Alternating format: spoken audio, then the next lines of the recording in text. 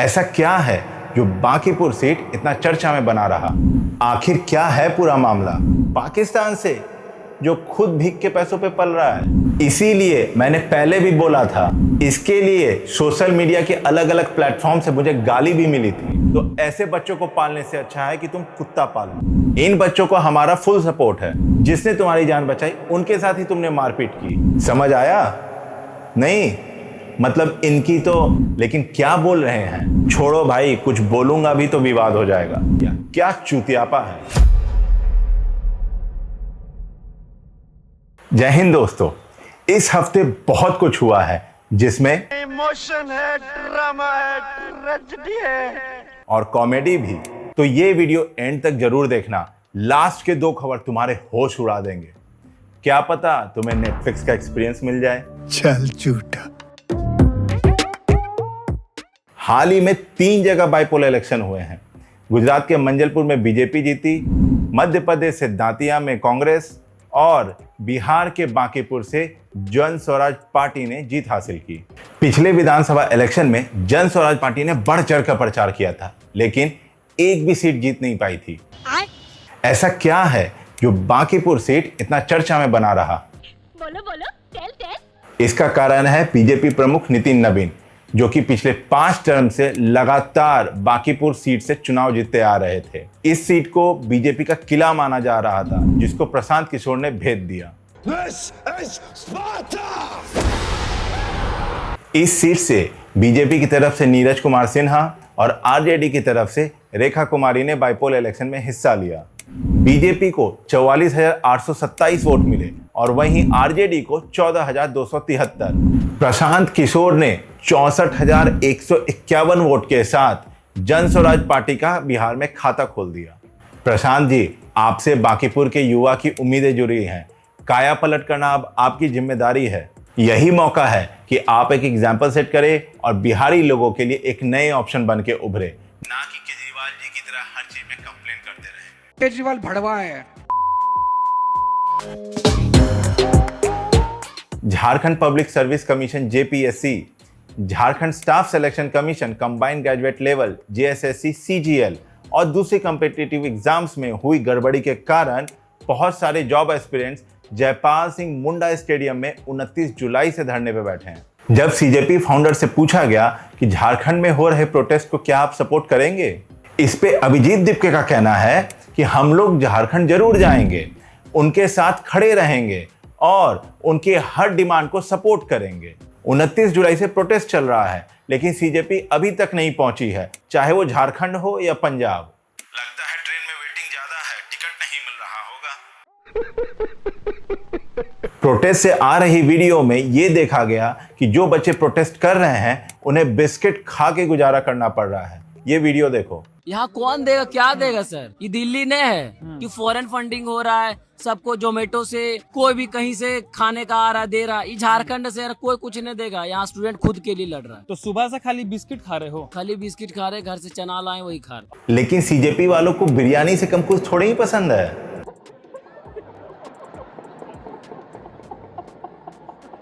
मैं झारखंड के स्टूडेंट्स को बोलूंगा, अगर तुम सो कॉल्ड स्टूडेंट्स के रहनुमा सीजेपी से सपोर्ट की उम्मीद कर रहे हो तो तुम्हें 5 स्टार होटल में एकोमोडेशन और पिज्जा, बर्गर, बिरयानी की व्यवस्था करनी पड़ेगी। अरे बाप रे, ये तो धोती खोल रहा है। झारखंड सीएम हेमंत सोरेन ने सीआईडी को इंक्वायरी करने का ऑर्डर दिया है, लेकिन स्टूडेंट्स का कहना है कि उन्हें सीबीआई और ईडी से इंक्वायरी चाहिए। इन बच्चों को हमारा फुल सपोर्ट है। अगर इसमें सरकार की मिली भगत है तो झारखंड सीएम के साथ साथ पूरे कैबिनेट को रेजिग्नेशन दे देना चाहिए। बात तो सही है। अगर तुम चाहते हो कि इन बच्चों की आवाज और लोगों तक पहुंचे तो वीडियो को लाइक करके शेयर करो और चैनल को भी सब्सक्राइब करो कि YouTube कई लोगों तक इस वीडियो को पहुंचाए। दोस्तों, रिसेंट में ही एक खबर निकल के आई है जिसमें Pakistan based terrorist group Lashkar-e-Taiba का टॉप ऑपरेटिव रिजवान हानिफ ने क्लेम किया है कि अननोन मैन ने इनके 30 मेंबर को पाकिस्तान के अंदर ही पेल दिया। मां चूद गई। पिछले 3-4 साल में जो लोग 2008 मुंबई अटैक से जुड़े थे उनको हुरो के पास स्पीड पोस्ट कर दिया जा चुका है पीओके के कई जगह से। पहली बार पब्लिकली सुअर आके बोल रहे हैं, लेकिन क्या बोल रहे हैं समझ आया? नहीं, मतलब इनकी तो अरे माँ चुदी पर ही है। हानिफ का कहना है कि इसके पीछे इंडियन एजेंसीज का हाथ है। बताओ, हम लोग बापू के फॉलोअर्स नॉन वायलेंस में बिलीव करते हैं और ये सुअर ऐसा बोल रहा।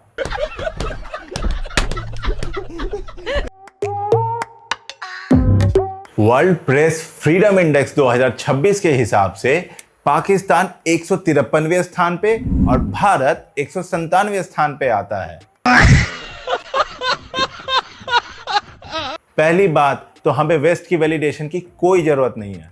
हमारे यहाँ लेफ्ट इकोसिस्टम इस इंडेक्स का हवाला देता है और कोई गोरी इस पे ज्ञान पेल के सोचे कि वेस्टर्न प्रोपेगेंडा बिहारी बबुआ मान ले। ऐसे वेस्टर्न मीडिया और लेफ्ट इकोसिस्टम को मैं कहना चाहूंगा, चल बोजड़ी के। अल जजीरा जो भारत को हमेशा टारगेट करके जर्नलिज्म करता है, इस बार पीओके में चल रहे प्रोटेस्ट पे क्या रिपोर्टिंग कर दी, पाकिस्तान ने अल जजीरा को बैन ही कर दिया। लगता है अल जजीरा को टाइम पे पैसे नहीं पहुंचे। साले कुत्ते, पैसा कहाँ है मेरा? अल जजीरा उम्मीद भी किससे लगाया है पैसे के लिए? पाकिस्तान से, जो खुद भीख के पैसों पे पल रहा है। मार चोद दिए भैया जी आप तो। Air India flight AI2379 Phuket से दिल्ली के लिए उड़ान भरती है। प्लेन जब 36,000 फुट की ऊंचाई पे क्रूज कर रही थी, तभी अचानक से टर्बुलेंस होने के कारण प्लेन 300 फीट नीचे चली जाती है। लगता है पायलट प्लेन को बंजी जंपिंग करवा रहा था। ये गान फट गया। इस इंसिडेंट में 17 लोग घायल हो गए, जिनमें 4 क्रू मेंबर भी हैं। प्लेन के पैसेंजर्स का कहना है कि टर्बुलेंस इतना इंटेंस था कि अचानक से प्लेन फ्री फॉल हो रहा था। सब कुछ प्लेन की सीलिंग से टकरा रहा था और वहीं कुछ ओवरहेड लगेज कंपार्टमेंट खुल जाने के कारण लगेज पैसेंजर्स पे गिर गया। एक और पैसेंजर का कहना था कि उनकी मां के सर पे चोट लग गई। उनके पीछे बैठे पैसेंजर के चेहरे पे चोट के कारण खून लगा था और एक पैसेंजर का कहना था कि ये उनका दूसरा जन्म है। असम में हो रही लगातार बारिश के कारण आई बाढ़ ने तबाही मचा दी है। इंडिया टुडे में आई खबर के हिसाब से अभी तक 97 लोगों की जान जा चुकी है। सबसे ज्यादा खराब हालत गोलाघाट जिले में है, जहां 54,000 लोग प्रभावित हुए हैं।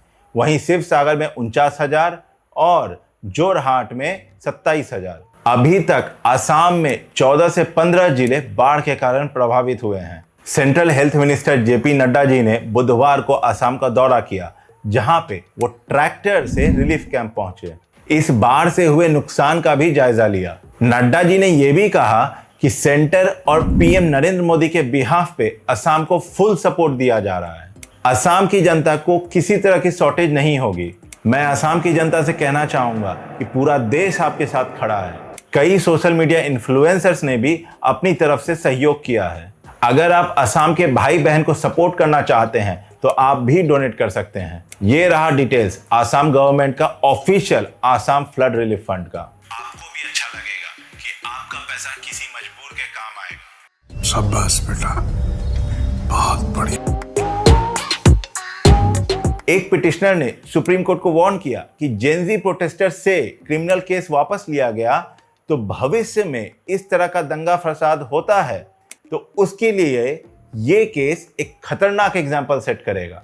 आखिर क्या है पूरा मामला, आइए देखते हैं, मजा आएगा। मनीष कुमार सोलंकी के द्वारा सुप्रीम कोर्ट में एक पिटीशन फाइल किया गया, जिसमें सीजेपी प्रोटेस्टर्स की अकाउंटेबिलिटी को फिक्स करने की बात की गई। एडवोकेट रिजवान अहमद, जो पिटिशनर को रिप्रेजेंट कर रहे हैं, उन्होंने कहा यह विरोध प्रदर्शन मंत्री और पुलिस की जवाबदेही को लेकर था। हम इसे स्वीकार करते हैं, लेकिन 15 दिन बीत चुके हैं। आयोजकों की जवाबदेही का क्या? वे एक चैनल से दूसरे चैनल जाकर भड़काऊ बयान दे रहे हैं और माहौल को शांत करने के बजाय आग में घी डाल रहे हैं। इन सो कॉल ऑर्गेनाइजर्स की जवाबदेही कहाँ है? मैं इन्हें सो कॉल ऑर्गेनाइजर्स इसलिए कह रहा हूँ क्योंकि यह कोई रजिस्टर्ड संगठन नहीं है। ये स्टेटमेंट सीजेपी के रेफरेंस में था, जो former union education minister Dharmendra Pradhan के अगेंस्ट हुआ था। एडवोकेट अहमद का कहना था कि सेंटर प्रोटेस्टर्स की डिमांड केसेस विड्रॉ को लेकर मान गई। ये एक डेंजरस एग्जाम्पल सेट करेगा। इसीलिए मैंने पहले भी बोला था, प्रोटेस्ट करो लेकिन वायलेंस किए तो कुटैया तो होगा। अहमद ने यह भी कहा, किसान भी शंभू बॉर्डर पे थे, कल को जनरेशन अल्फा बीटा डेल्टा आएंगे।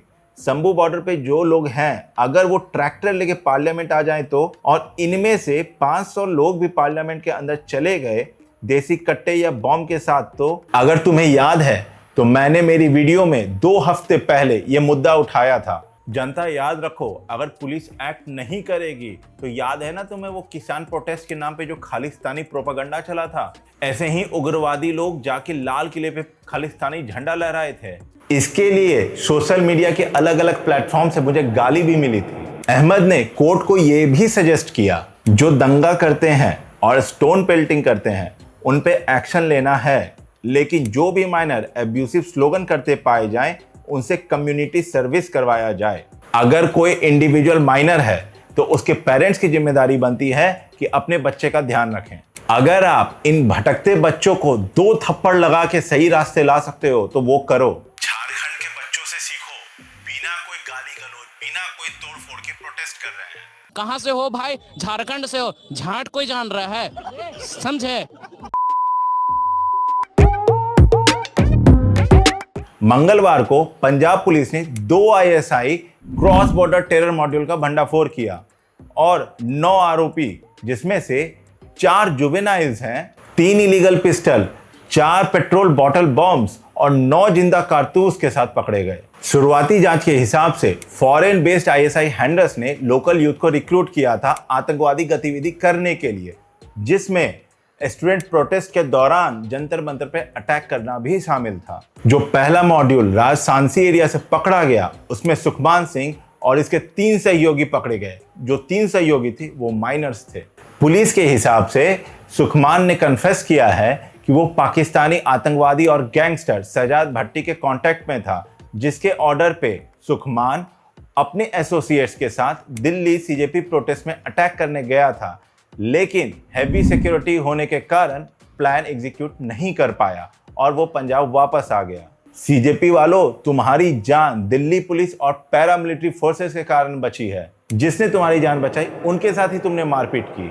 शर्म करो, भगवान से डरो, भोसड़ी वालों, भगवान से डरो।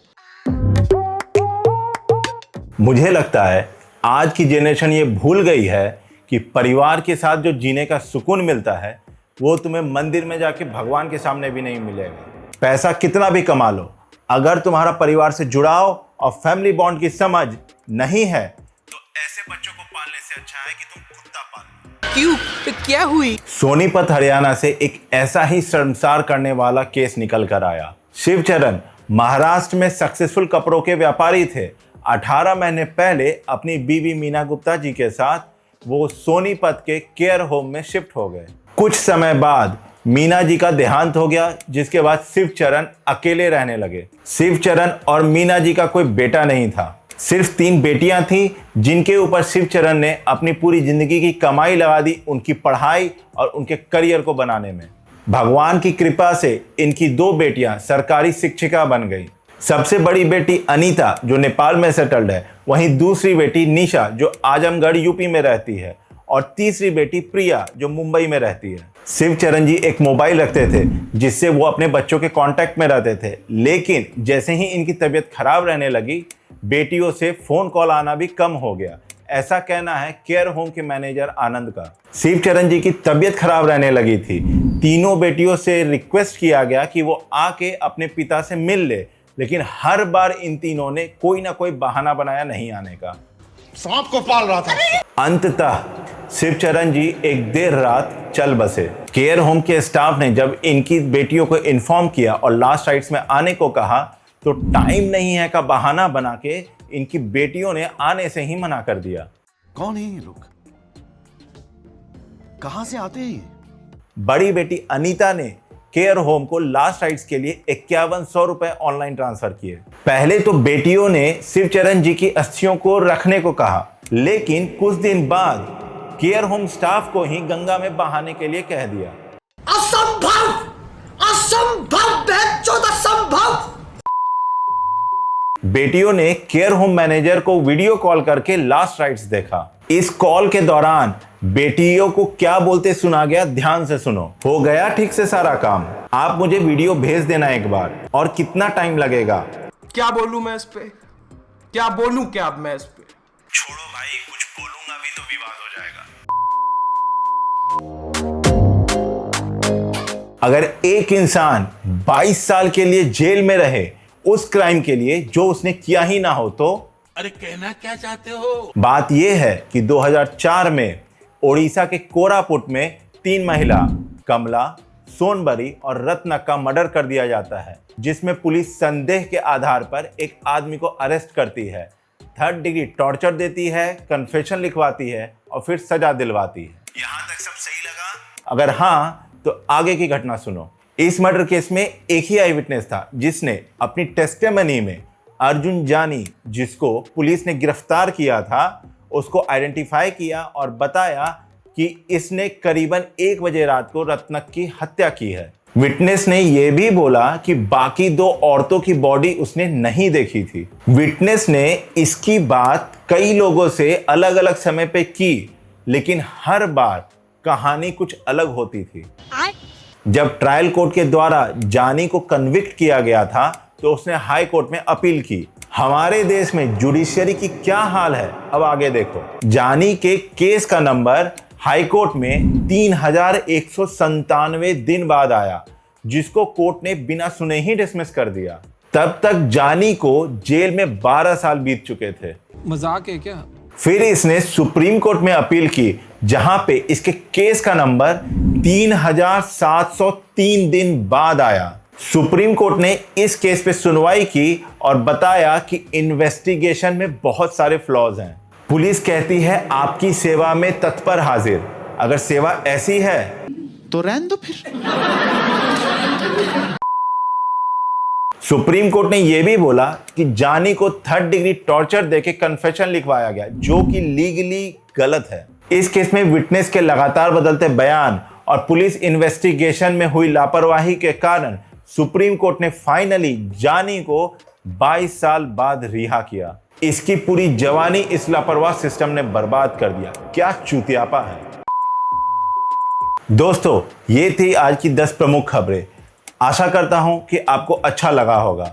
अगर अच्छा लगा तो लाइक और सब्सक्राइब करके जाना। अपने सुझाव कमेंट में जरूर बताना। मिलते हैं फिर अगले हफ्ते ऐसे ही 10 खबरों के साथ। बहुत बहुत धन्यवाद ये वीडियो पूरा देखने के लिए। आपका दिन शुभ हो, खुश रहे, आबाद रहे। जय हिंद।